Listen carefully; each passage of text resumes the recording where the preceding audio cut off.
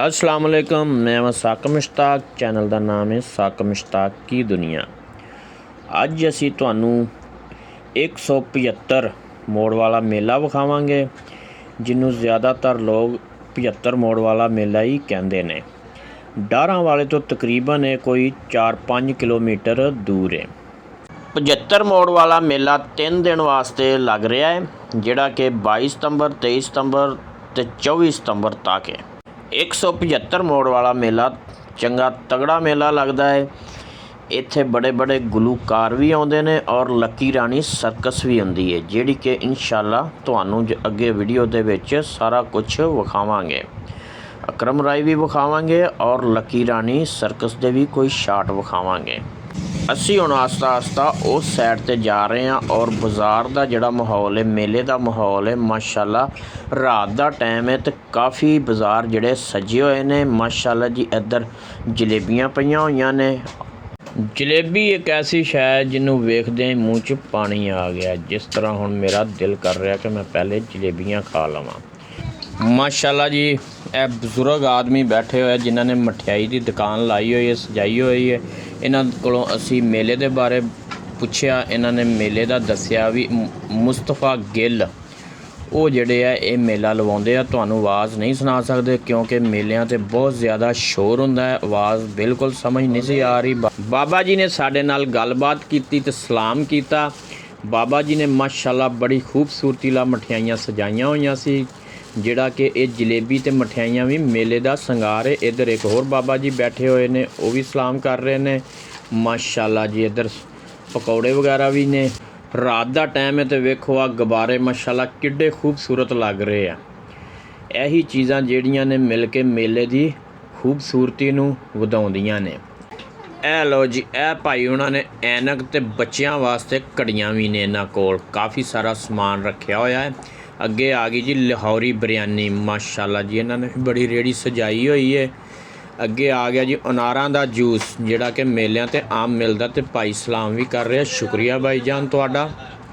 माशाअल्लाह, वाह जी वाह। ए भाई हुणां ने चना चाट लाई हुई है, जिहड़ी कि बहुत सजाई हुई है टमाटर, नींबू, प्याज नाल।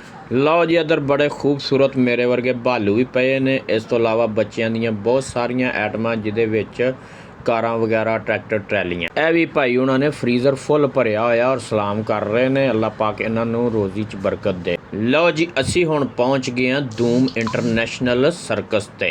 असी टिकट भी लै लीए तो हुण असी एंट्री कर रहे हैं धूम इंटरनेशनल सर्कस च। माशाअल्लाह जी, इत्थे ते इस तरह से जिवें सारा डारां वाला, चिश्तियां शहर के लोग और लागे पासे के लोग सारे इत्थे ही आ गए ने। जिथों तक नज़र जा रही सी लोग बैठे हुए सी और इंजॉय कर रहे सी। अजे लकी रानी सर्कस शुरू नहीं सी हुई क्योंकि असी भी चले गए। असी भी काफ़ी देर पहले बह गए, तकरीबन 9 बजे असी चले गए। ए भाई अजमल हुनी और नाल इन्हां दे भाई इमरान बैठे हुए ने, जिहड़े कि सानू सलाम कर रहे ने। भाई अजमल ने तकरीबन सानू 1.5 घंटा पहले लिया के बाता भी। उन्होंने कहा भी असी तुहानू फ्रंट ते बाउने हैं। इस चक्कर दे विच असी बैठे बैठे बहुत बोर हो गए। हर बंदा बड़ा परेशान बैठा सी। प्रोग्राम पता नहीं कदों शुरू करनगे, लेकिन उन्होंने 1.5 घंटे बाद प्रोग्राम शुरू किया। पहले सिर्फ सॉन्ग ही चलाउंदे रहे, तुहानू ही सुनाउने हैं। एक होर गल तुहानू दसदा जावां, ये रश इस वास्ते सी कि सर्कस और अकरम राय इन्हां दोवां दे स्टेज इत्थे ही सी, एक जगह ही सी। इस वास्ते अकरम राय दे बहुत ज़्यादा लोग इस इलाके शौकीन ने, जिहड़े कि सारे लोग वेखण नूं इहनूं बेताब सीगे।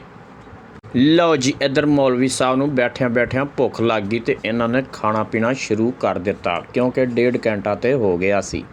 लो जी, इंतज़ार दीयां घड़ियां ख़त्म हो गई ने।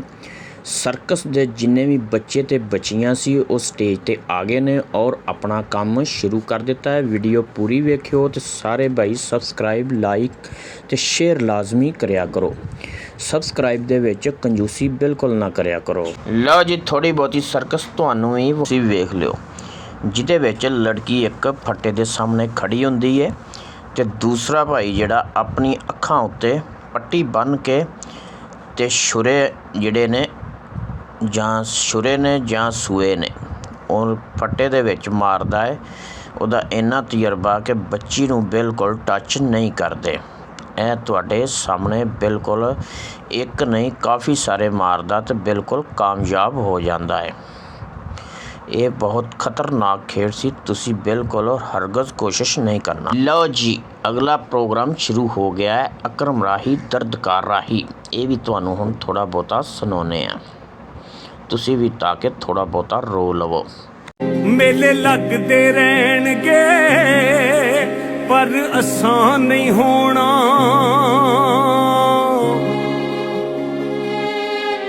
ਉਹ ਮੇਲੇ ਲੱਗਦੇ ਰਹਿਣਗੇ ਪਰ ਆਸਾਨ ਨਹੀਂ ਹੋਣਾ, ਇੱਥੇ ਕੌਣ ਕਿਸੇ ਦਾ। ਲਓ ਜੀ, ਤੁਸੀਂ ਅਕਰਮ ਰਾਹੀ ਵੀ ਵੇਖਿਆ ਔਰ ਸਰਕਸ ਦੇ ਵੀ ਕੁਝ ਸੀਨ ਵੇਖੇ। ਇਸ ਤੋਂ ਬਾਅਦ ਰਾਤ ਕਾਫੀ ਹੋ ਗਈ ਹੈ ਅਤੇ ਬਾਕੀ ਮੇਲਾ ਵੀ ਤੁਹਾਨੂੰ ਹੁਣ ਥੋੜ੍ਹਾ ਬਹੁਤਾ ਵਿਖਾਉਣਾ ਹੈ। ਤਕਰੀਬਨ ਰਾਤ ਦੇ 2 ਵੱਜ ਗਏ ਆ। ਲਓ ਜੀ, ਇਹ ਭਾਈ ਨੇ 2000 ਦੇ ਲਾਲਚ ਵਿੱਚ ਆਪਣਾ 200 ਵੀ ਗਵਾ ਲਿਆ ਕਿਉਂਕਿ 2 ਮਿੰਟ ਤੱਕ ਨਹੀਂ ਲਟਕਿਆ ਗਿਆ। ਲਓ ਜੀ, ਇਹ ਅਨਾਰਾਂ ਦਾ ਜੂਸ ਹੈ। ਮੇਲੇ ਉੱਤੇ ਕਿਹੜਾ ਕਿਹੜਾ ਭਾਈ ਆਇਆ ਆਪਣੇ ਆਪ ਨੂੰ ਗੌਰ ਨਾਲ ਵੇਖ ਲਿਓ ਅਤੇ ਕਮੈਂਟਸ ਜ਼ਰੂਰ ਦੱਸਣਾ ਕਿ ਅਸੀਂ ਵੀ 75 ਵਾਲੇ ਮੇਲੇ 'ਤੇ ਆਏ ਹੋਏ ਸਾਂ। ਬਾਕੀ ਇਹ ਰੌਣਕ ਦੇਖ ਲਓ, ਕਿਆ ਮਾਸ਼ਾਅੱਲਾ ਨਜ਼ਾਰੇ ਨੇ। ਇੱਧਰ ਬੱਚਿਆਂ ਵਾਸਤੇ ਸਲਿੱਪਿੰਗ ਲੱਗੀ ਹੋਈ ਹੈ। ਇਸ ਵਕਤ ਜਿਹੜਾ ਰਾਤ ਦਾ ਟਾਈਮ ਹੈ, ਇੱਕ ਹੀ ਬੱਚਾ ਜਿਹੜਾ ਤੁਹਾਨੂੰ ਨਜ਼ਰ ਆ ਰਿਹਾ ਇੱਥੇ ਖੇਲਦਾ ਹੋਇਆ। ਇੱਕ ਹੋਰ ਬੱਚਿਆਂ ਦੀ ਆਈਟਮ ਹੈ ਜਿਹਦੇ ਉੱਤੇ ਸ਼ੇਰ ਵਗੈਰਾ ਬਣੇ ਹੋਏ ਆ ਅਤੇ ਲਾਈਟਾਂ ਵਗੈਰਾ ਲੱਗੀਆਂ ਹੋਈਆਂ ਅਤੇ ਮਾਸ਼ਾਅੱਲਾ ਬੜੀ ਖੂਬਸੂਰਤ ਨਜ਼ਰ ਆ ਰਹੀ ਹੈ। ਬੱਚਿਆਂ ਦਾ ਰਸ਼ ਇਸ ਵਾਸਤੇ ਨਹੀਂ ਕਿ ਰਾਤ ਹੈ। ਇੱਧਰ ਭਾਈ ਹੁਣਾਂ ਨੇ ਬੜੇ ਹੀ ਖੂਬਸੂਰਤ ਤਰੀਕੇ ਨਾਲ ਫਰੂਟ ਚਾਟ ਦੀਆਂ ਪਲੇਟਾਂ ਲਾਈਆਂ ਹੋਈਆਂ ਨੇ। ਮੇਰੀ ਅਚਾਨਕ ਨਜ਼ਰ ਪਈ ਅਤੇ ਮੇਰਾ ਦੋਸਤ, ਮੇਰਾ ਕਲਾਸ ਫੈਲੋ ਸੀ ਜਿਹੜਾ, ਉਹ ਵੀ ਗੋਲ ਗੱਪਿਆਂ ਦੀ ਰੇਹੜੀ ਲੈ ਕੇ 175 ਮੋੜ ਵਾਲੇ ਮੇਲੇ 'ਤੇ ਖੜ੍ਹਾ ਸੀ, ਜਿਹੜਾ ਕਿ ਪਹਿਲੇ ਡਾਰਾਂ ਵਾਲੇ ਰੇਹੜੀ ਲਾਉਂਦਾ ਹੈ।